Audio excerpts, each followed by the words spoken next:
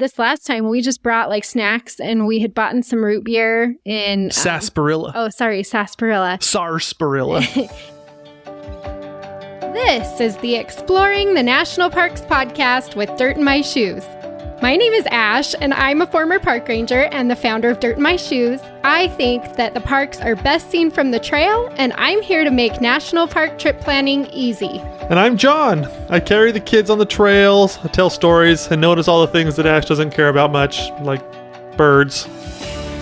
Join us as we show you around America's spectacular national parks. We're sharing our favorite places, fun facts, adventures, and misadventures. And we'll even throw in a little trip planning. Let's start exploring.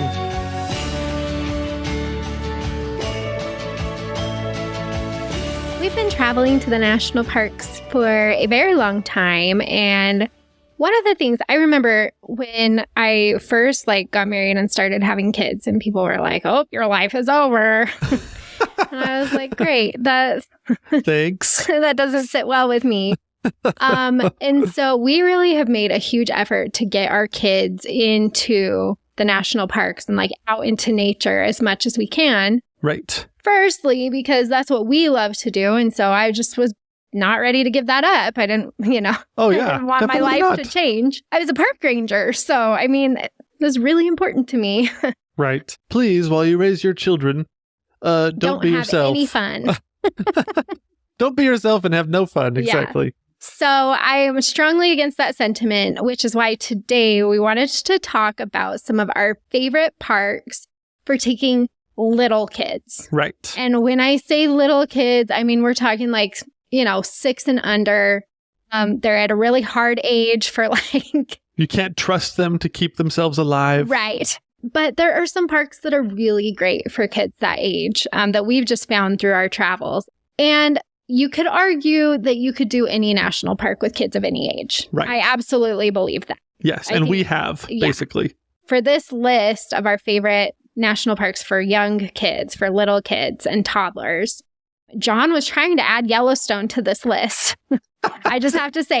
And I was like, absolutely not. Yes, we have taken our young kids there and have had no problems with that.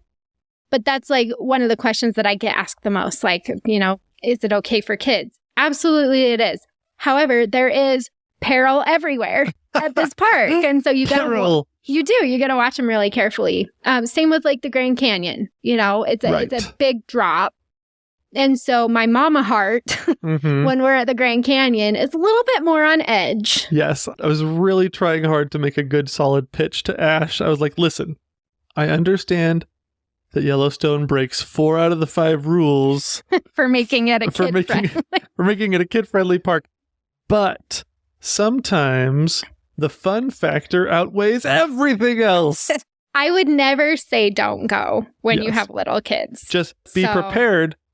I guess in some ways, this list of national parks is can I let my kid off their leash? Yeah. Kind of a situation. And in Yellowstone, you really can't. No, you got to be holding hands all the time. You got to be watching them all the time. We just got back a month ago from Black Canyon of the Gunnison in Colorado. Mm-hmm. And that park gives me so much anxiety, especially with my kids, because all of the drop-offs are just so sheer and vertigo-inducing. Yes. Just for me. And our kids are a little bit older now. We don't have to worry about them trying to fling themselves off, climbing up over the fencing and stuff. Or they're big enough that their heads don't fit through the railing. Yeah. But even still, I'm my 9-year-old was like, "Mom, let go of my shirt." And I'm just holding on to his shirt while he's taking a picture of the cliffs. Okay, this park is not good for kids. But you can take them to any national park. I want to add that disclaimer in there. We firmly believe that it doesn't matter what age your kids are, you can have a fantastic time in any national park. Right. But we're going to jump into this list of our 9 favorite national parks for toddlers and little kids, because it also helps with your anxiety levels as a parent. Right. You can relax a little bit more. You can let them wander and explore and just discover without worrying about them falling off a cliff or falling into boiling water or anything like that. Right. So, and if it's literally our goal for this is basically for you to have the same experience that you would, or at least the same feeling that you would if you were going to like a playground. You know, you set your kids loose and they have an amazing experience, you know, and you have a great experience too, because guess what? You get to enjoy it like an adult. Yeah. You know, you get to enjoy it, you or know, in some cases, you get to be a little bit more like a kid. Yes, exactly. So that's very true. Yeah. I want to jump in. I think probably my number one favorite park for little kids. Is it my number one? Yes, I think it is. Okay. We just got an inside look at a private conversation between Ash and herself. I think my favorite one is Arches National Park. Oh, yeah. This is a great one. For toddlers. Here's the criteria that we're ranking these by, okay? So number one is the fun factor. Like all the popular can't miss things, like the things that you'll absolutely want to do when you're in this park. Like how fun would it be to do with your little kids? And how fun will it be for them? Like how engaging are these activities for them? Right. Will it keep their attention for long enough? Will you be able to, you know, actually have fun doing this together with them? Right. So that's the first thing. The second thing is drive times, because some national parks are really big and you're driving like 2 hours between one spot and the other, you know, and you can stop along the way, but like, is it a lot of time in the car? Because I don't know about you guys, but driving for long periods of time in the car with really little kids can kind of be a drag. It can be a challenge for sure. So we wanted to keep the drive times short for the parks on this list as well, where it's just like boom, boom, boom, boom, boom. You know, you're not spending a ton of time driving through the park. You're actually getting out and doing things and not having to be in the car for long periods of time. So that was a big one. The next criteria is, does this national park have dangerous cliffs? So there are some parks like Grand Canyon or Canyonlands or Crater Lake, parks like that just like they're celebrating these big cliffs that go down into something. Exactly. So those ones we're going to steer clear of for this list. Which is a good idea. Yeah, again. That's the leash idea. Stress-inducing. Can you let them off their leash? Yeah.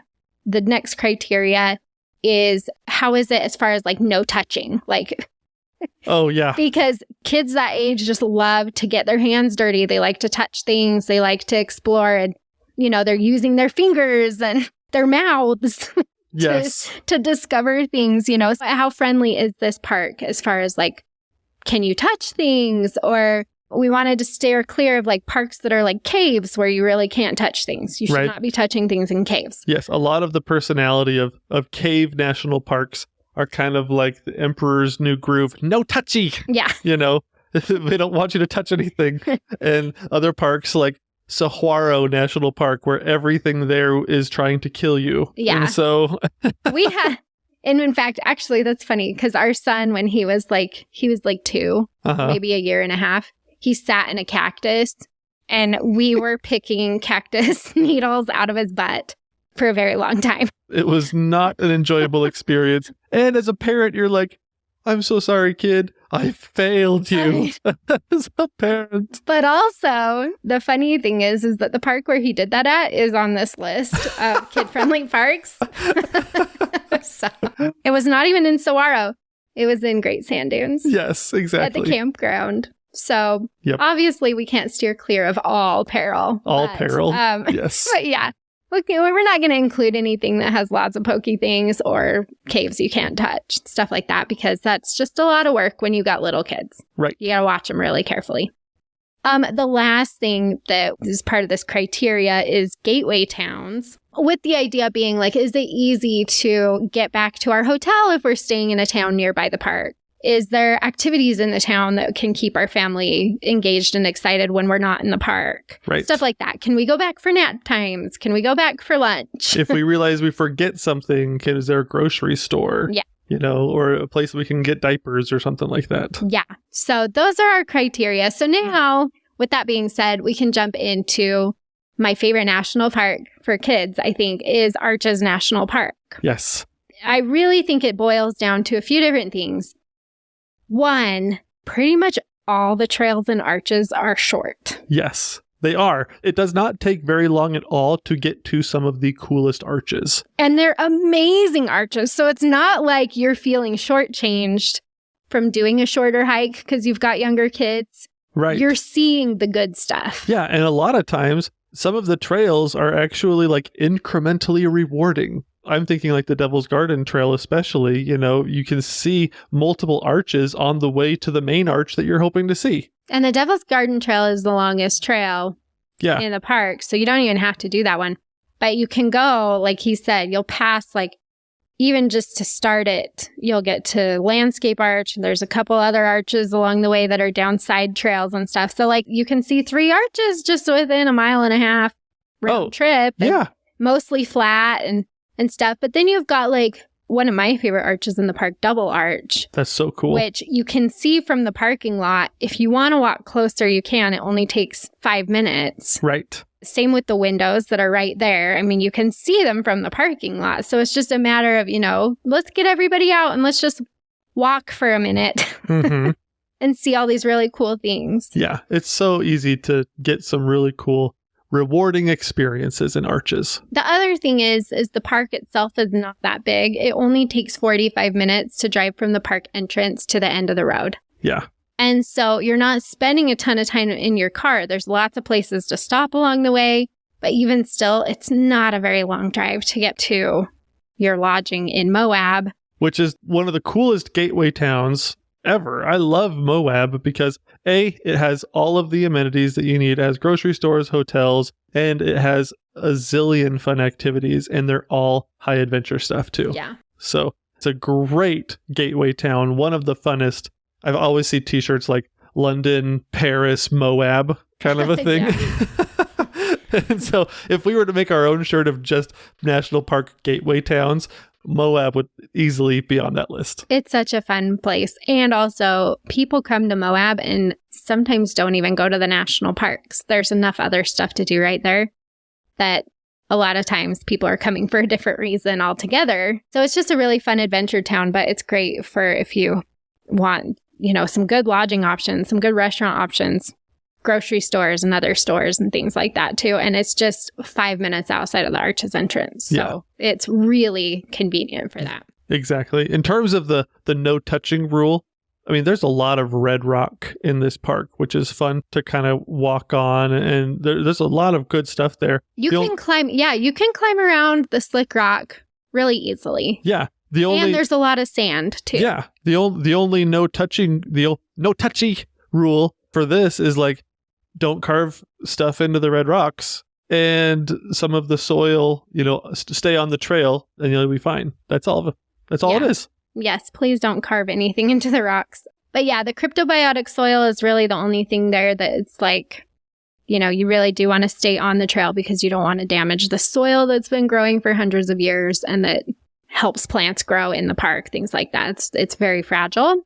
So yeah, that's really the only thing. But as long as you're staying on the trail, like when you get to the arches, you can climb up the rocks by the arches at a lot of them and stuff. Yeah. And so I'm thinking of Double Arch. It's just like a really cool area because the trail is really sandy. So kids love that. Mm-hmm. And then you get to the arch itself and then there's just boulders and stuff everywhere that you can climb up. You can climb up higher into the arch if you want to. You can hang out toward the bottom and climb right there. But kids tend to really love that area. Yeah, it's a lot of fun. You know who else loved that area? Who? Indiana Jones. Ah, well, he has good taste. He does. If anybody wants to know the reference, watch Indiana Jones and the Last Crusade. The first 10 minutes, you'll recognize Double Arch. Nice. Pretty sweet. I can't think of the last time I watched that movie, to be honest. I don't have anything against it. I just haven't watched it for a really long time. Yes. So that's Arches National Park in Utah. Let's move on to another one. This one, I think will be a surprise to a lot of people. You don't think about this one ever. No. For most any list. Most people treat this as kind of it's a smaller stop on a bigger road trip. I've had my brother-in-law, he was like, have you guys been to this park? We're like, yeah, we love this park. Really?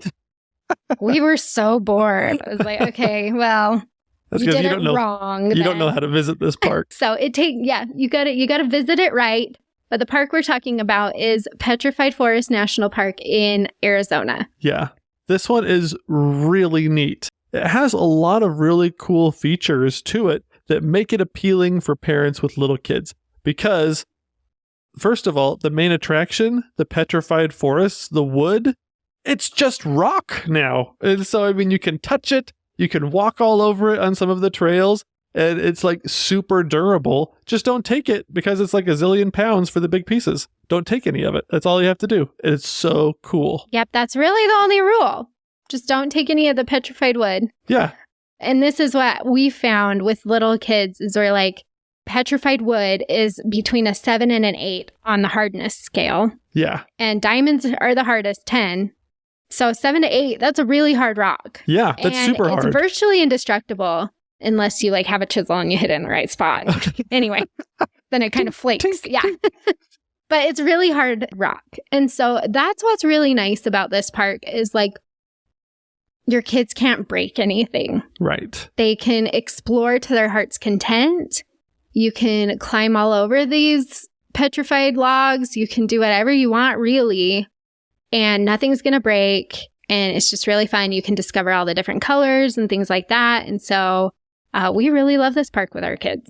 Yeah. I think my favorite trail with younger kids was the Long Logs Trail. Yeah. Because some of these trees are 150 feet long and they're still in the ground laying down. One of the funnest things for me was just like with my kid, let's measure this tree. Every one of my steps is 3 feet. And so you're just on the tree and you're walking 3 steps and you just measure the whole thing. The whole trail, they're like, this one was even bigger than the last one. And it was just so much fun. It was really cool. Well, and you know how your kids like always want to like walk on retaining walls. They like to walk on the top of the retaining walls and they like to just climb on the rocks next to the sidewalk and stuff like that. Like this park's really cool for kids who like to do that. I don't know. Do other people's kids like to do that? I think Ours so. are like always trying to walk on the retaining walls. Yeah, and stuff. I think it's a pretty normal thing for parents to be like, get down. Yeah, but that's really fun about, like you mentioned, long logs and stuff. But like our kids will just walk on top of the long logs like it's the retaining wall. And they keep themselves excited just from doing that. So yeah, I think there's one that you probably don't want to. And I think it's the agate log. I think that's the name of it. But it's like the longest one that's still intact. And it's kind of in a precarious location anyway. So you wouldn't want your kids to be on it. But I think that's the only one that they say, please don't climb on this one because it's like the longest intact log that still exists in the park that they found. Well, and if you go to Giant Logs, there's a huge tree, petrified tree there. Like it's taller than us. Yeah. And you can climb on that one. Like it's just really fun. Well, so Petrified Forest, a lot of people don't know this, but this is an open hike park. You can hike wherever you want. Yes. You don't have to stay on a trail. They have like routes that you can take that they kind of have mapped out a little bit, but they're not trails. Right. That we like to do, but really you can just park anywhere and start walking. It's not a big deal in this park. So that's what's nice too is especially if you have little kids and you just kind of want to wander for a minute. Yeah. It's not a big deal and the reason that they do this is because this park and another one that we're going to talk about where they're open hike parks is because the erosional forces that are happening to the landscape are already happening at such a fast pace that the whole thing is eroding anyways. Yeah. And so you hiking a little bit off trail or going exploring this spot is not a big deal. It's not going to make a difference because it's eroding it away at inches per year instead of like centimeters per year kind of a thing. So that makes it really cool. The other thing you can do here that's really big is like fossils. So they have a fossil lab at the visitor center that you can stop at. So if you've got kids that really are interested in that type of stuff. I mean, I know we're talking little kids, but I mean, our 6-year-old has been obsessed with Stegosaurus for 3 years. Yeah, for a long time. And it's not necessarily those kind of fossils, but like that's really exciting to him. Yeah. And I even think they have like a little dig spot. Yeah. Where you can kind of dig out some fossils and almost like a little sandbox type of setting. And it's really fun. Yeah. And you get to learn some things. You don't have to stress about your kids touching everything. Just enjoying this place. And it's just a cool spot. 2 more things. First, it's only a 45-minute drive from the one end of the park to the other. Right. So that is lovely.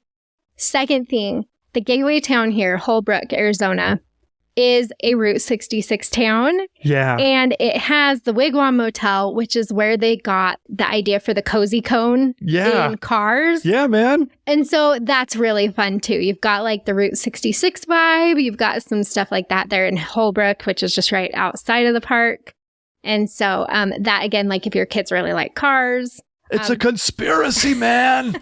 But they have like old cars that look like cars from the movie. Yeah, parked out in front of each of these wigwams. Yeah. And so our kids just were so excited about that at that age. Yes. And because I don't know how many times I watched Cars.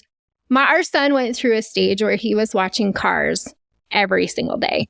That's all he wanted to watch during movie time or rest time was Cars. It was like, I have that movie memorized because it was like for like 6 months straight. That's the only movie he watched. Yeah, it's so good. When we went to Holbrook, that was really exciting for him. You thought it was so cool. Mater, like Mater. You know, another thing in terms of like cool stops, Winslow, Arizona is also pretty close. Yeah. It's not that, it's a little bit further away, but your kids aren't going to care as much about that. Right. But as a grown-up, standing on the corner in Winslow, Arizona is pretty fun. Yeah. So that's a really fun area. We just really like that park. If you do it right, it's fantastic. Right. So we have resources on Dirt in My Shoes to help you plan your trip for that one. But we really like that one, especially with young kids. Yes. So let's jump to the next park. This park, again, it's just a giant playground. Oh, absolutely. The biggest sandbox in the country. Great Sand Dunes National Park. This one is in Colorado, and it's basically just a big pile of sand. So, you know, exactly. You can't break anything. You can just play all day. And this is one of the parks where, as adults, you really feel more like a kid when you're here. It's so true. There's so many cool things. You have the giant sand dunes that you can hike on, but you can also play on. But then when my brother and we had the sandbox in our backyard, one of our favorite things to do was build sandcastles and then pull out the hose, you know, and see how fast our river or our moat would destroy the castle and things like that. And this place has that too. During certain months of the year, you have a seasonal creek called Medano Creek that goes kind of through the edge of the sand dunes there. And it is a really fun place to hang out with your kids, let them run wild, have a whole lot of fun, and not worry about just about anything. Yeah, I mean, it's really cool to be able to have that water coming down, playing in the sand and the water. And then you just got all the sand back behind you on all these dunes. Yes. You can go sand sledding. They have sand boards too, if you want to do more of a snowboarding situation, which I've not been brave enough to try because I feel like I look like a big enough idiot sand sledding that I don't need to break my arm. I think you look great. I posted a video on Instagram a little while ago of me sand sledding, and like the kids were pushing me because they wanted me to go really fast, and I got stuck. And so I had to get up and like get all the sand off my sled, and then they had to try pushing me again. And I'm just like, you know what? I'm never going to look good doing this. That's fine. It's fine. I'm always going to look like, that lady over there doesn't know how to sand sled. Oh, man. It was awesome, though. And it's so fun. And you can choose, you know, the size of the dune for how old your kids are. And so it makes it really easy to pick for your own personal situation. Yeah. And so it's really fun. You size up the dune for you and your kids. You can play in the water, you know, make sand castles, run around, do lots of cool, fun things, and have almost zero risk. It's a beach in, it reminds me of that Garth Brooks song, The Beaches of Cheyenne. Yeah. Yeah. It's beaches of great sand dunes. Without, you know, the lady dying or whatever. Yeah.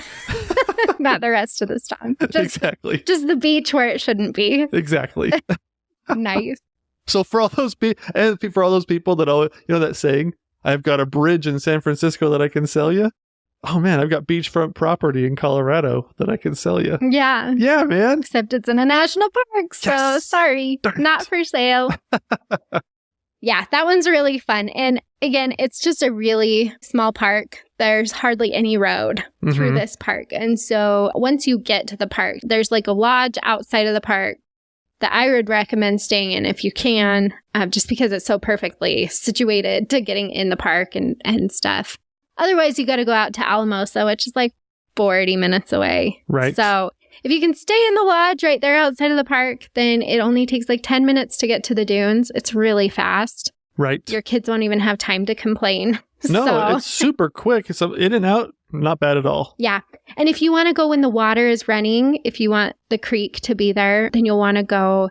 That typically starts like its peak flow sometime around the end of May.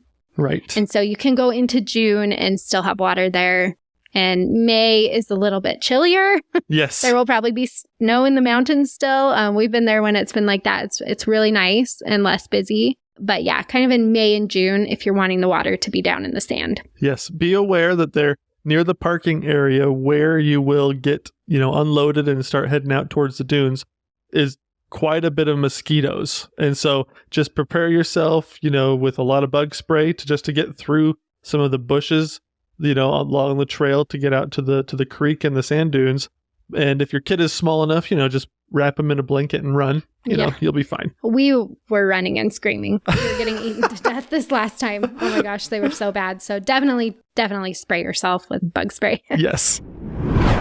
All right, I'm going to take you on a quick break from the podcast because I want to share something that has turned out to be really fun for me and the family. I'm talking about the free Dirt in My Shoes National Parks checklist. As simple as it sounds, this list of the national parks has become something I really love to look at. Organized by state and with a little checkbox next to each of the national parks, this checklist has become something of an adventure diary for me. With all the national parks listed on one page, it makes it easy to see what adventures I've had and which ones I have to look forward to. After you put yours up, I think you'll find that you have way more invested in it than you originally realized. And it will turn out to be more rewarding than you expected. Try to put it up in a somewhat visible space, because you'll find yourself having conversations that sound like, "Ooh, do you remember when we went there? That was so cool, let's do it again." Or, "When do you think we'll make it there? That sounds like so much fun, let's go there next year." You'll find that it's pretty good at making adventure buddies out of the people that matter most. Besides, you bought those hiking boots for a reason. You might as well get credit for where they've been. To get your own free Dirt in My Shoes National Park checklist, click on the link in the show notes below or go to our website, dirtinmyshoes.com/podcast. Okay, well, speaking of places with lots of sand, then we also have to mention as another really cool part. An even bigger sandbox. Is it bigger? No. Not taller, but maybe wider. A wider sandbox. What? No, I don't think so. Ah. There's way more sand at Great Sand Dunes. But there's white sand at White Sands.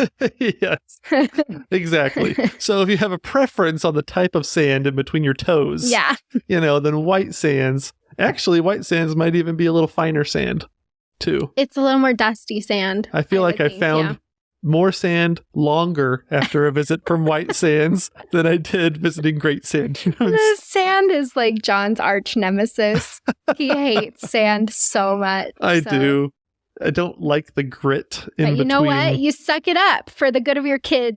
I guess you do. Isn't that fun? Isn't that just parenting? Suck it up for the good of your kids. So we're talking about White Sands National Park. This is in New Mexico. And it's very similar to Great Sand Dunes, really. A lot of the same activities. You're going to be sand sledding. There is a little bit of hiking here, but you don't have to if you just want to go and hang out in the sand. It's really beautiful sand. Sunsets here are my absolute favorite. Yeah. Just the way that the sunset hits the white sand just makes it look like you're like in heaven. It does. And because the sand it's like you're up in the clouds. Yeah. And I think because the sand is white, sometimes it almost even takes on the hue of the sunset a little bit. And so sometimes the sand will have a little bit more of a bluish tint to it. And, but if you have like these really orange or yellow clouds or something like that, sometimes you'll kind of get some of that reflected in the sand too. Well, and it shimmers more too. Yeah. So, I mean, when the light hits it, the sand shimmers and glitters. Yeah. It's really pretty. This last time, our kids were having a blast, sledding down some of the dunes. We went a little further out to find our own dune because sometimes the dunes closer to the parking lots can be a little busy. No, all the time. Yes. But most people will not hike. Let me tell you, here's your tip, okay? Yes. Here's your tip. if you just go beyond the first ridge of dunes in either of these parks. Yes, that's true. It like literally only takes one ridge of dunes and then you'll be by yourself. Nobody hikes that far. Hiking in sand is kind of hard, but like this last time we just brought like snacks and we had bought some root beer in Sarsaparilla. Sarsaparilla in Tombstone, where we had just driven from earlier that day. And then we got to the dunes and then you just hike a couple of ridges over and you have everything to yourself. Yeah. Every single time. It doesn't matter how busy the dunes are. Nobody goes past like the first or second ridges ever. So I know. You can have your own space and your own experience just by going one more dune. Honestly, it's awesome. That's pretty true in almost every national park. Oh, it totally is. You just got to go one more dune. Yep. And you lose all the crowds. You just got to go a little further on the trail. You lose all the crowds. You just got to go a little further up the mountain. You lose all the crowds. So it's so much fun. But I love this park. I think it's fun. So when our first visit to White Sands, our youngest was like 9 months old, I think. Maybe a little bit older than that. And he didn't like the texture of sand on his hands. And so it was the perfect parenting experience because I literally could put him down and he would sit there and like look at me like, what am I supposed to do with this? You know, and he didn't move for like an hour. And I was like, nice. I need a sandbox wherever I'm going, you know? I'm just going to carry a tarp of sand and put him on there. And then, you know, he'll just stay and touch as little of the surface as possible with his body. It was so funny. It was awesome. But then other kids will just dig right in and just like play forever. Oh yeah. And now they literally, the first thing they do is like doing like a slip and slide. You know, they dive down the dune sometimes and they're just covered and it's all in their face. It's so fun. It's so fun. The other thing I like about White Sands, so it only takes 20 minutes to drive to the end of the park road from the entrance. So again, a very small park with very little roads. So you're not spending your time in the car. The other thing is the town right outside, Alamogordo, has hotels, it has restaurants, it has what you need. And so that's really nice. You know, you can go play in the sand for a few hours and then go back to your hotel. And that makes it really nice when you have young kids. Right. The other thing is Alamogordo has some pretty cool little things to do as well. They have like a toy train museum. This last time we went to the Museum of Space History. That one was really cool. That was really cool. We got to try and land the space shuttle. Yeah. And Ash did a very good job and I was sabotaged. Please. We all know I'm the better driver.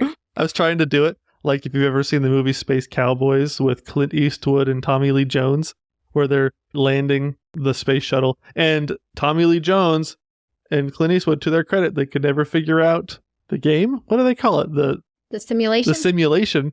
And so they're putting it down like it's like flying a brick is what it felt like. And Ash figured out how to fly the brick, but I'm just saying, if it was real life, I would have done better. I don't think so. I nailed it. There's like, they have like the simulator you can do. And I totally nailed it. So booyah. But yeah, so that's really fun too. There's some other fun things you can do in town. You can go play in the sand, come back, eat dinner. You know, it's more of a leisurely national park to visit. Right. And I think that's fun because then you can let your kids kind of set the schedule a little bit more and everybody still has a good time. Yep, exactly. So let's move to the next one. This one, I just think is just like a feast for the senses. And that's really what little kids are looking for. Right. When they're trying to eat everything and touch everything and stuff. And so I am talking about Olympic National Park in Washington. The reason that I say this is because there's so many different landscapes that you're exploring while you're here. And so it's really hard to get bored, first of all. Right. Because all you have to do is drive a little bit further and you're in a totally different place. It feels like, you know, you've been transported to a new environment. But I think for us, when we had younger, like little kids, the funnest thing for us to do with them was to go tide pooling. That is such a fun experience. I love tide pooling. And it's a really cool exercise in discovery and exploration. Yeah. I think, especially for the little ones, because, you know, you tell them, we're going to go out there and let's go see if we can find some starfish, or let's see if we can find some sea anemones, And a lot of times you can also see little crabs, and there's no limit to the number of small organisms you can often see in some of these small pools. And you'll look at a rock and you'll be like going around it, and then boom, you'll see a bright orange or even a purple color. And the kids just get so excited, and I get so excited too, because it's just like, oh my gosh, that was totally hidden. I did not expect to see that there. And it's interactive, and it's, like you said, it's a feast for the senses. It's a really neat experience. It's so much fun. It's like a treasure hunt. I don't know. That's what's so fun for us. So we will spend a good amount of time tide pooling with our younger kids. We just hold their hands and walk around with them and see what they can point out and what they can see. And they get so excited when they find something. Oh, yeah. And so that's really fun. And then the other thing is there's some really nice, like, shorter trails in this park. We really like the Hall of Mosses with younger kids because there's just big trees, like, covered in moss, and, like, you're, like, going through, like, tree tunnels and stuff like that. And that's just, like, really cool because they can touch the trees. They can look at the moss.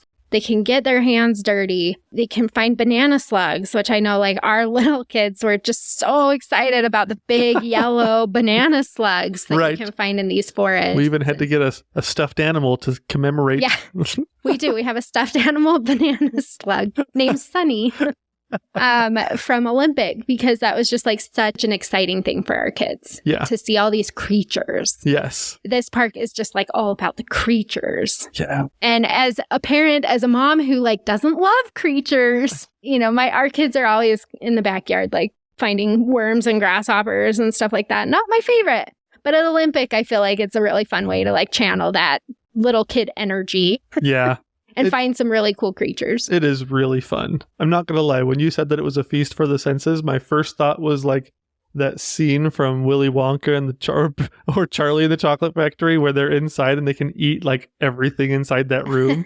And I know your family really loves to joke about Augustus Gloop stuck in the tube from the Chocolate River.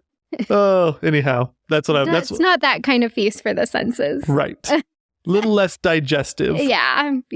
But it's a really cool park for stuff like that, for discovering things with your kids at any age. Yeah. Any age, it's exciting. So that's really fun. Olympic is a bigger park, so there is more driving there. You'll want to prepare for that. But what's nice is you can stay in Port Angeles, you can stay in Forks, you can have exactly what you need as far as those towns go. Right. Just outside of the park. So plan on some longer driving, but like I said, your environment changes. Every half an hour, 45 minutes you drive, you're in a new place. Yeah, it was actually really cool this last time too, though, because we took the ferry across the Sound from the Seattle side over to the Olympic Peninsula. Mm-hmm. And the kids thought that was super cool. And so you start out the trip taking your car on a boat, and then you drive your car, and if you split up the drives between Port Angeles and Forks, by staying in those areas, your drives really aren't that bad. And it's just a really cool, you really do get to experience like 3 or 4 different national parks in one national park. So many cool things to do depending on if your kid doesn't like the forest, well, they'll like the next spot at the lake. Yeah. Or if your kid doesn't like the lake, they'll like the next spot in the mountains or whatever, you can just move to somewhere else. Exactly. So that's a really cool one. Let's move to South Dakota. Nice. To Badlands National Park. Woo! Another open hike park. Yes. So a lot of kids just love scrambling up the Badlands. And our kids are one of them. Yeah. And you can do it. And they could spend hours doing it. I mean, sometimes a little bit frustrating as someone who loves to be on a schedule. I'm just like, okay, been climbing on this same Badland for like 1 hour, and I would like to move to a different Badland for you to climb on now.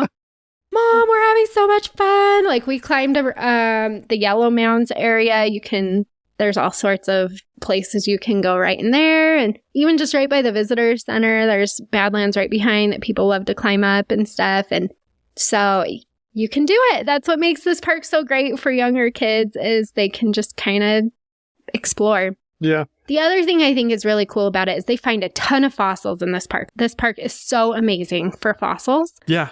And kids find the fossils. That's what I was about to say. Exploring. When they're on that that Badland for an hour, just climbing up and down and all over it. They're actually looking for fossils and you just don't realize it, because that's a lot of times what they do. And you can take a picture and kind of mark the location on your Google Maps or something like that, and then take it into the visitor center, show them the picture, tell them what you found. And a lot of times they'll send some archaeologists over there to check it out, and you guys could be responsible for finding the next cool thing. And then you get to get your picture up on the board. I really want my picture up on the board saying I found a fossil in Badlands. Yes. We tried real hard this last time and to no luck, but we'll go back and we'll try again. But that's really fun too, because a lot of times in this park, it's the kids who are climbing all over the Badlands and stuff who are finding the fossils. Yeah. That then the archaeologists will go out and excavate. Right. So it's pretty cool. It is so cool. It's a great, fun place. And honestly, I love the whole area of South Dakota, but the drive from Rapid City, if you're staying there out to Badlands, it's not that bad. It's like an hour. Yeah. Yeah. But then if you want to stay out by Badlands, it only takes an hour to drive the park road. Right. So it's not a huge park. Plus, there's some cool wildlife that you can see while you're there. I mean, our kids they think that prairie dogs are the cutest things. Yeah. And there's lots of prairie dogs. You can see some buffalo, but the animal you'll probably see the most of is bighorn sheep. And prairie dogs. And prairie dogs. Yes, that's true. By weight, it's throwing the bighorn sheep. By individual prairie dogs, for sure. Well, the other thing, too, is you've got Wall Drug right outside of the park, which is fun. There's a restaurant, a whole bunch of souvenir shops and things like that. But then they also have the backyard area where you can climb up on top of a jackalope and take your picture on that. Right. And they have a fake Mount Rushmore. And they have a giant T-Rex that growls, and there's smoke and lights and stuff back in there. So we always take some time to go back in there so the kids can just take pictures on some of the ridiculous things. And there's gold mining, and there's little activities back in there for the kids too. So that makes it fun. It doesn't just have to be Badlands all day. Right. It's hard to do any park all day anyways, especially with young kids. And so having a few other attractions, and sometimes even the drive between things where the kid can fall asleep, is kind of nice. Yeah. Personally, that's my preferred way of travel. That has not happened for a very long time for us. They never fall asleep anymore. But yeah, so this one's really fun. Just the open hike policy, all the fossils, Wall Drug right there. It makes for a really fun trip to this national park. Right. Exactly. Ooh, I'm really excited to go to this next one, which is Great Smoky Mountains National Park. I feel like this is a great one for kids for a lot of reasons, but the main one would be the fun factor. I just feel like there's so much fun to be had here. So the park itself, it's pretty fun for kids. The easy trails in the Smokies are not as easy as in other parks. Right. So if you're going to hike and stuff, if you have really young kids, you might be like, you're crazy. Right. What are you talking about?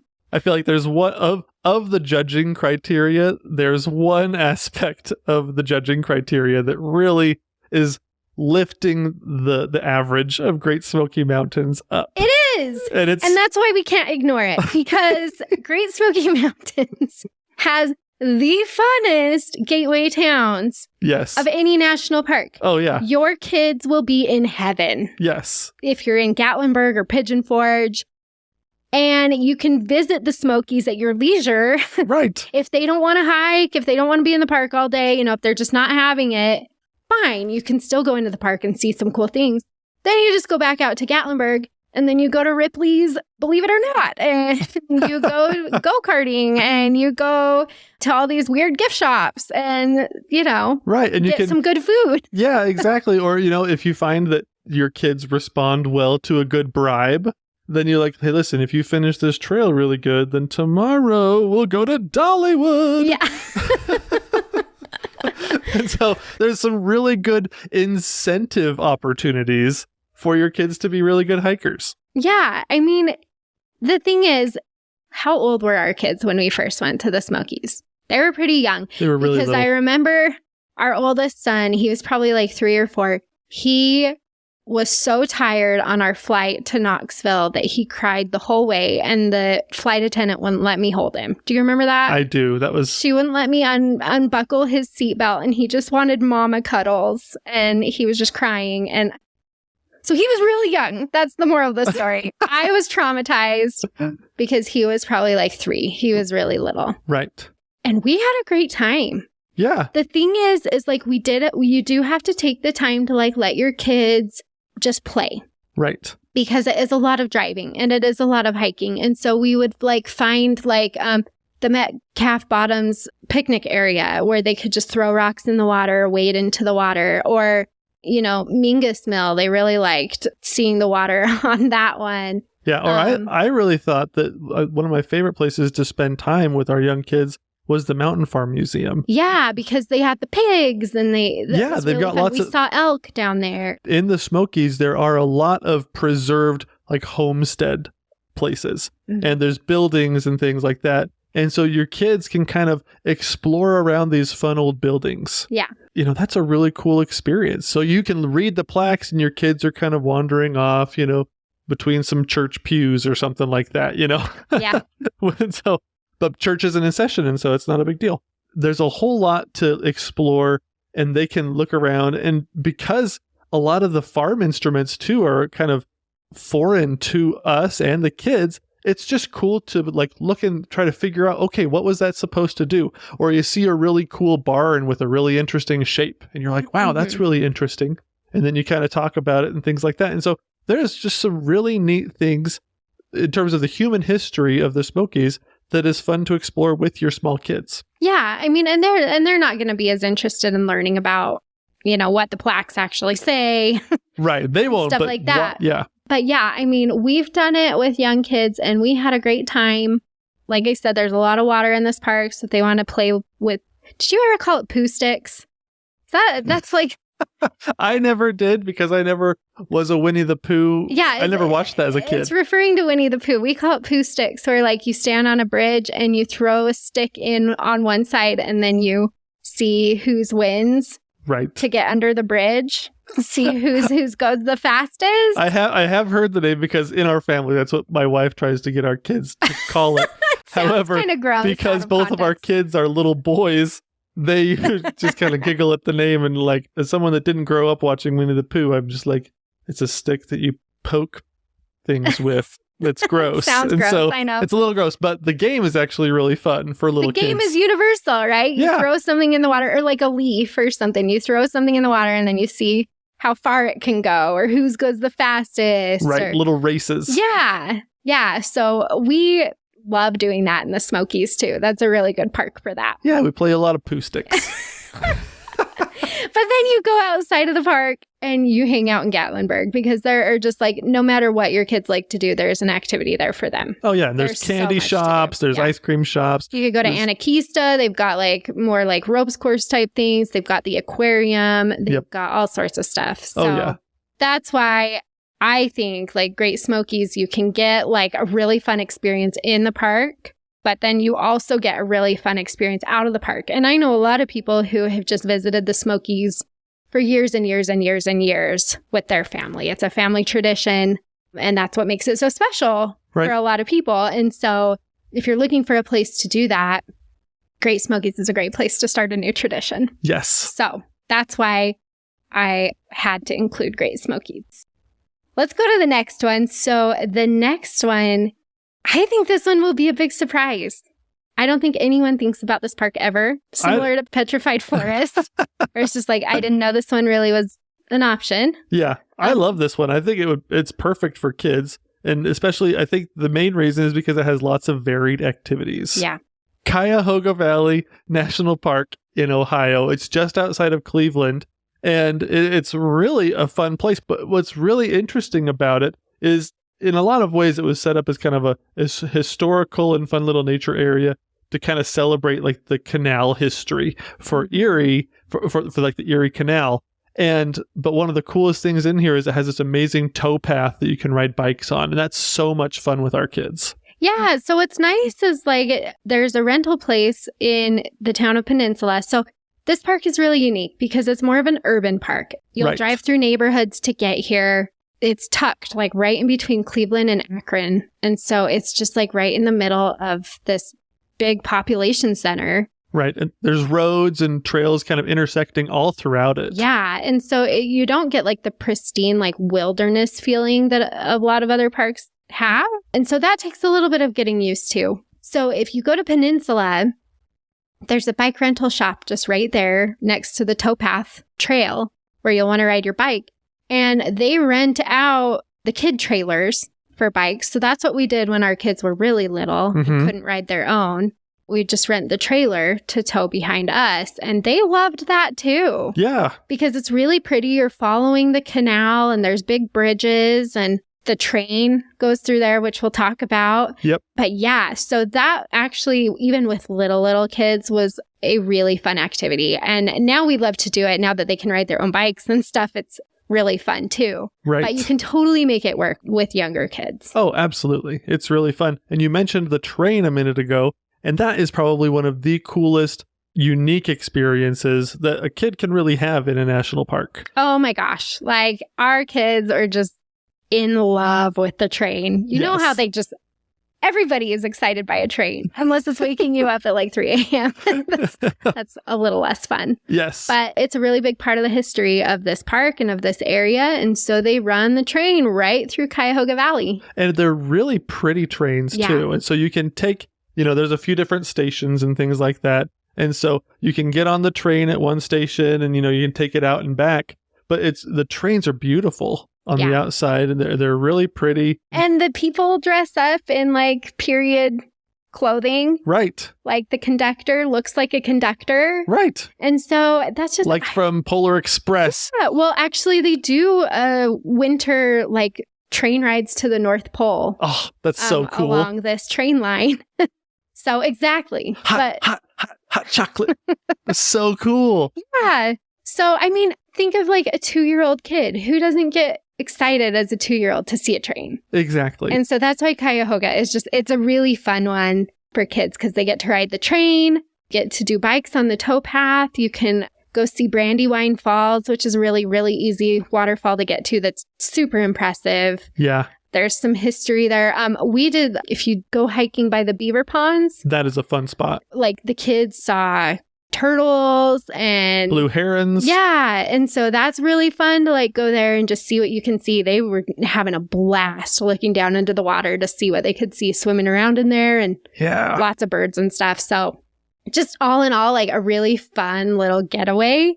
Especially if you have little kids that are just going to be excited about trains and animals. Yeah, I could totally, honestly, see this like a trip to Cuyahoga Valley being like Harry Potter themed and having a blast. Like you could treat the train like the Hogwarts Express, and you could bring your wand. There's no need to spruce it up. It's cool the way it is. I know, but it's just cool. That's what I personally would think like train.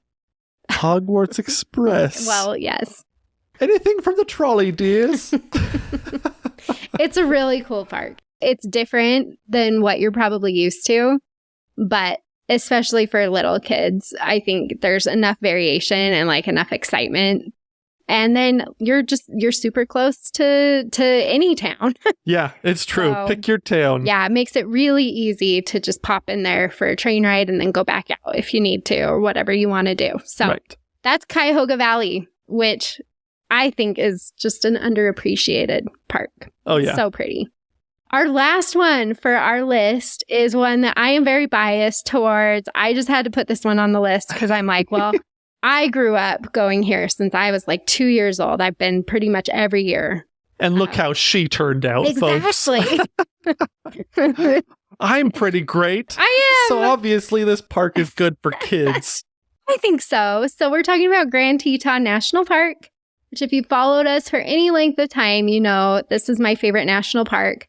I think it's really similar to the Smokies. And the nostalgia that a lot of people have for the Smokies is what I feel for Grand Teton. Just growing up there. What I remember from being little and spending family trips here every summer is the wildlife. Yep. Because there are so many cool animals you can see in this park.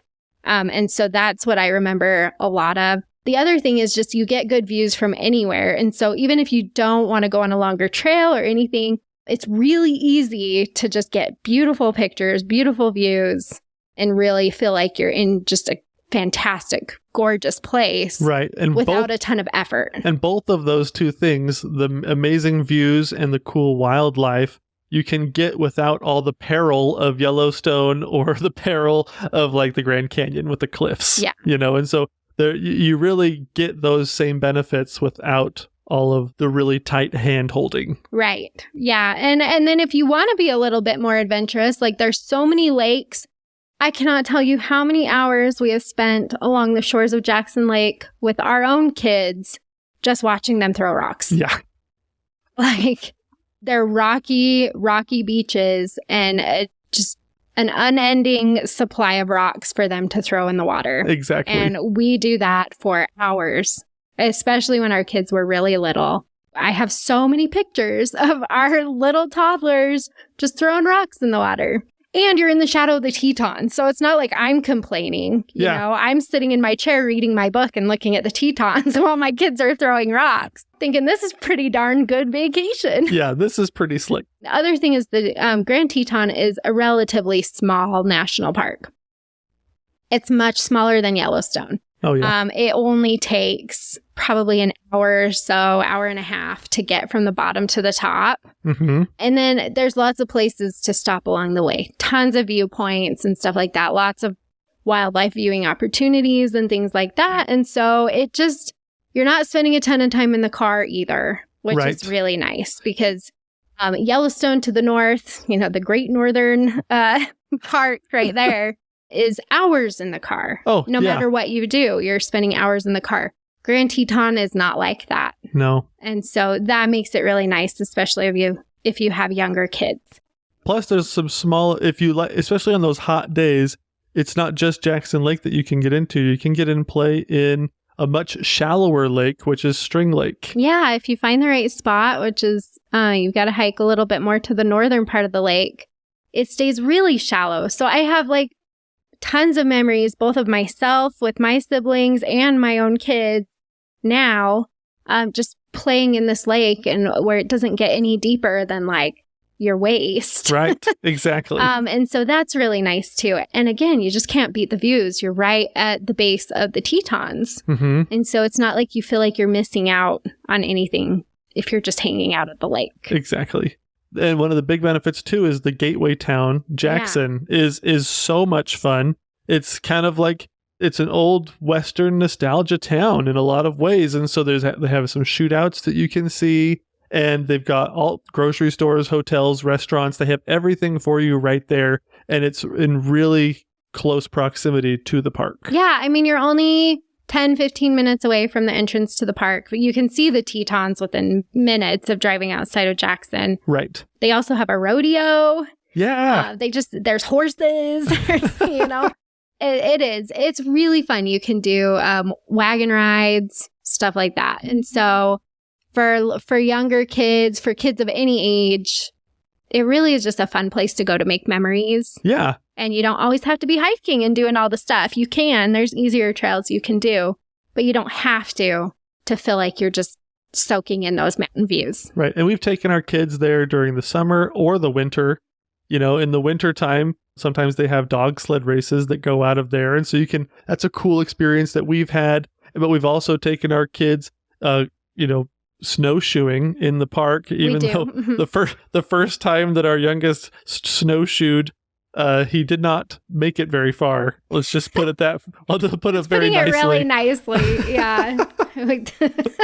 That was kind of painful, but we tried. We did. Points for trying. He was like maybe 4. Yeah, maybe 4. 3 or 4. And he didn't make it very far, and he complained the whole time. And he did not get the concept of snowshoes. Yeah, until he started hitting his brother with snowballs. Right. That's when he started having fun. They do sleigh rides through the Elk Refuge in the winter. There's skiing everywhere. It's good year round, but really just like basking in the beauty of the Tetons. Yeah. And it doesn't matter how old your kids are, what they want to do, what you can do, who you have with you. It really doesn't matter because there's the beautiful views to be had regardless. Right. So exactly. That's our 9. I really wanted to round it out to 10. I like nice even numbers, but we just couldn't justify any of the other ones. we kept, what about this park? Too much peril. Yeah. What about this park? Too long of drive times. You know, there was no good gateway time. We went through and we really wanted there to be 10, but honestly, it would have made you not trust as a listener. Like some people put Everglades on there, and I'm just like, alligators. There's alligators right next to the trail. Like, I mean, and it's not like they really, well, you hear horror stories. Right. But yeah, I mean, there's alligators all over the place and really long drive times. That park has a lot of driving. Yeah. Anyway, I could go through and tell you all the parks and why I wouldn't recommend that for like a first time. Here's the thing. If you're used to being outside with your kids and like they're pretty good at following instructions and they're used to being outside, then really any park is fine. Right. I do totally stand by that. But this list, I would focus on parks on this list if you're hoping to just get your feet wet, if you're wanting to get your kids out on the trail, but you haven't done much of it up to this point. If you're really just wanting to have fun, wholesome, like family togetherness time without a lot of work and without a lot of stress, these are the parks for you. Thanks for exploring the national parks with us. Please share, like, and subscribe. And if you need any help planning your own trip, click on over to dirtinmyshoes.com. See you next week. Same time, same place. And don't forget to get some dirt in your shoes.